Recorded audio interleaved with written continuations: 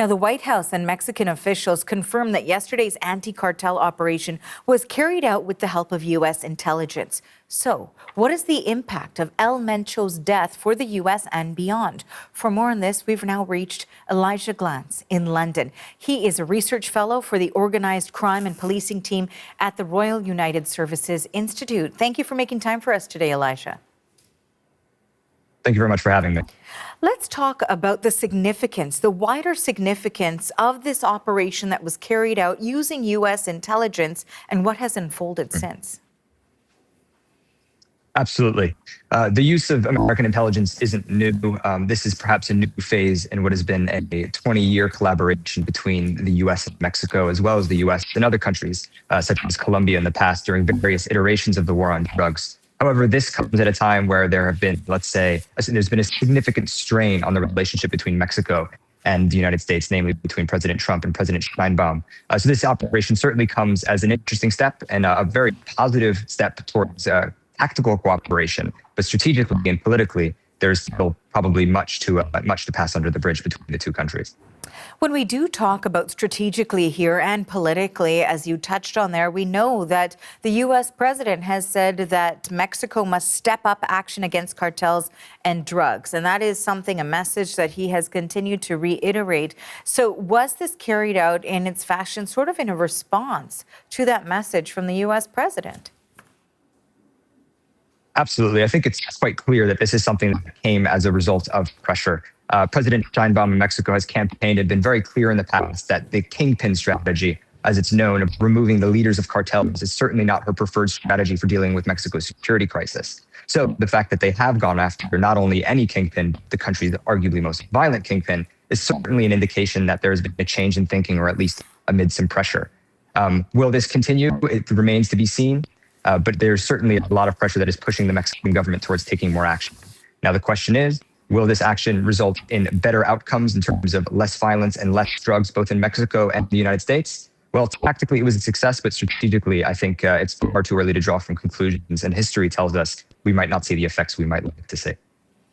So to that end then, because it is so early on following this operation being carried out, I am wondering what you anticipate could potentially happen when we're talking about the aftermath of this. We know the cartel responded to El Mencho's death with violence. I'm wondering how long that could carry on for, or how deeply it might penetrate to other parts of the country as well. Absolutely. I think anything we've seen in the last 24 to 48 hours should not be seen as the start and end. Calls by the government to say that things have perhaps improved won't necessarily reflect the fact that things can get a lot worse before they get better. Put simply, the cartel is currently faced, specifically the CGNG, is faced with a bit of a three-pronged dilemma.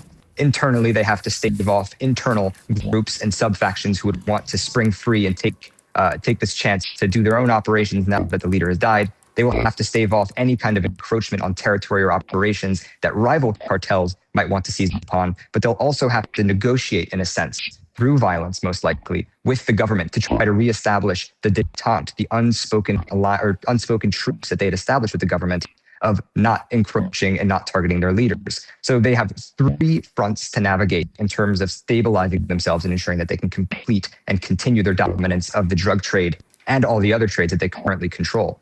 Now, how do they regulate these means? Well, the CGNJ and El Mencho in particular are famous for using violence to these ends. So whether it be determining to try to maintain control over existing corridors or fighting and reinstalling this détente with the government, we should expect more violence as a means to achieve that.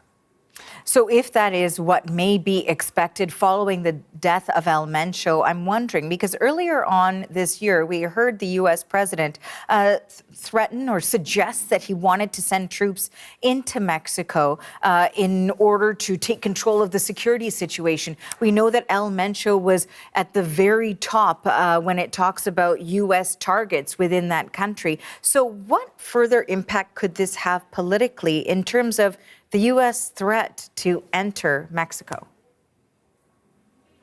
I think there's two sides to this. So I believe Mexico, the Mexican authorities, and specifically President Sheinbaum, have likely bought themselves a bit of time say the United States had provided intelligence and the Mexican authorities hadn't acted on it, there would perhaps be a greater impetus for President Trump and U.S. authorities to act unilaterally. This may buy them some time and goodwill to prevent that. That said, President Sheinbaum and the Mexican government are in an incredibly difficult position. On the one hand, their actions that they know, and this is why they haven't pursued this policy in the past, is likely to drive up violence in the near term. On the other hand, if they don't take action, they're likely to face a stiffer and a continuing deteriorating relationship with their northern neighbor. Elijah, I want to thank you so much for this insight and your analysis on this. We appreciate your time. Brilliant. Thank you for having me. That is Elijah Glantz. He is a research fellow for the Organized Crime and Policing team at the Royal United Services Institute in London. Thank you.